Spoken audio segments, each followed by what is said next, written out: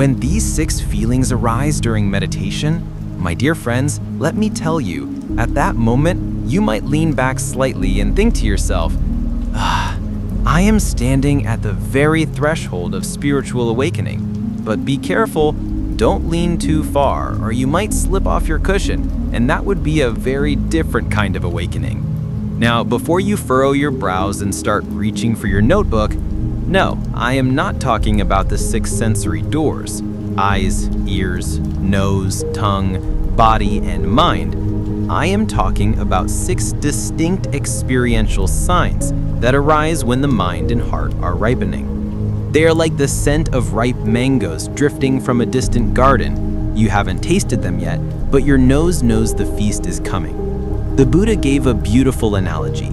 Just as a wise traveler recognizes a distant mountain, so too can the signs of progress be recognized before the journey is complete. You haven't even started climbing yet. Your feet are still on flat ground, but the first light touches the peak, and somewhere in your heart, a voice whispers, "Yes, that is where I must go." Let's explore these 6 feelings step by step, not in dusty old scripture, but in language you can feel while sitting in your own meditation posture. 1. Deep stillness, vasadhi bhava. Friends, this stillness is nothing like an old, unused warehouse where dust has settled for decades and the air smells of cardboard. No. It is like standing at the edge of a mountain lake at dawn. The water so calm, so clear, that every cloud, every branch is reflected perfectly. Sometimes your breath becomes so subtle that you wonder, am I even breathing? Fear not. Please don't pinch your nose to check. You are still very much alive. The mind is alert, yet profoundly peaceful. Thoughts that once barged in and overturned your mental furniture now pack up and leave without a fuss. Imagine walking into your favorite coffee shop. Usually your friends sit at the corner table debating politics as if they are deciding the next election. Today, empty table, clean chairs, no shouting. You sip your coffee and think, is this what heaven feels like? This is the kind of deep stillness that arises in meditation. 2. Lightness, lahuta bhava. Friends, have you ever woken up on a morning and felt that the weight of the world is slightly less? This lightness in meditation is exactly that. It feels as if gravity has taken a holiday and your body holds itself effortlessly. Your muscles seem to say, relax, we've got this. This is the first taste of freedom from craving. Before this, your body might have been a stubborn mule, resistant to every effort. Now, it is calm, moving gently, maybe even whistling to itself. Once, at a retreat in the US, a gentleman approached his meditation teacher after practice and said, "Master, it felt like if I stood up, I might not even touch the floor." The teacher replied, "Then watch out for the ceiling fan. That is mindful flying." Everyone laughed, but he truly experienced that lightness. Think of clearing decades of clutter from a garage. When you first step onto the empty floor, it feels like the whole space is breathing. Meditation lightness is just that, a release of unseen burdens you didn't even know you carried. 3. Boundless joy, piti bhava. This joy, friends, it is not something you can hold in your hands. Sometimes it glows inside the chest like a warm sun, making the heart smile. Other times it bubbles up the spine like champagne fizz. Every cell shouting, yes, this is the taste of life. But beware, don't chase it. Pursuing joy is like calling a cat. The more you call, the more it hides. Sit quietly, stay with your breath, and if joy comes, let it. Once a student exclaimed after meditation, "Master, the joy was so strong I felt I could fly." I laughed and said, "Then fly, but please fly quietly, everyone else is meditating."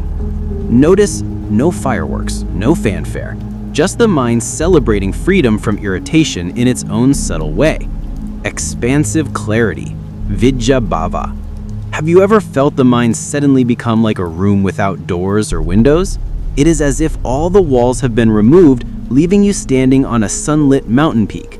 The breeze touching your hair, the sky is so vast it cannot be measured. Thoughts, sensations, and feelings appear distant, like clouds drifting in the blue sky. Some arrive, some depart. This is not philosophical theory from a book on impermanence. It is the first taste of the cool raindrops that show you, see, everything changes. I once watched children blowing soap bubbles.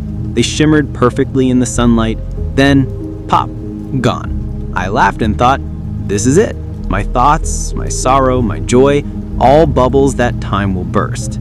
So in this expansive clarity, just stand, breathe, and let your mind take in the vastness of the sky. Warm equanimity, upekkha bhava. This feeling, friends, is a kind of luxury, not the cold, detached composure, but a warm balance, like holding a cup of tea while the storm taps gently on the window. You realize life will not always go your way. Happiness will come, sorrow will come, but you are like a mountain, unmoved by the winds. Example, at a family dinner, your favorite uncle or aunt begins a 40-minute conspiracy theory lecture. The moon landing was filmed in Hollywood. In the past, you might have gritted your teeth and endured. Now, you sip your coffee, smile inwardly, and think, impermanence. This too shall pass. This is warm equanimity. The drama unfolds on stage, but you watch serenely from the audience. Silent gratitude, anukampa bhava. Gentle and profound, the heart opens quietly. Compassion flows subtly like underground water nourishing a tree's roots. It is not for any particular gift, but simply for the opportunity to exist in practice.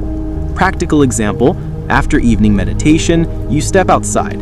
The air is crisp, the sky dark, stars like scattered diamonds. For no reason at all, you think, I'm grateful, just for this moment. Caution. These 6 feelings are not metals. They are the scent of flowers, not the fruit.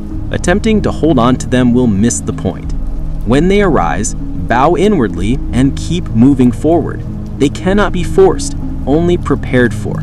Regular sitting, moral discipline, speaking truthfully, living simply, then, like spring flowers, they will bloom naturally.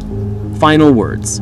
When these 6 arise, you are not yet at the summit, but the gate has appeared. And from there, the path looks extraordinary. So when any one feeling comes, think quietly, the mountain is near. Then take the next step.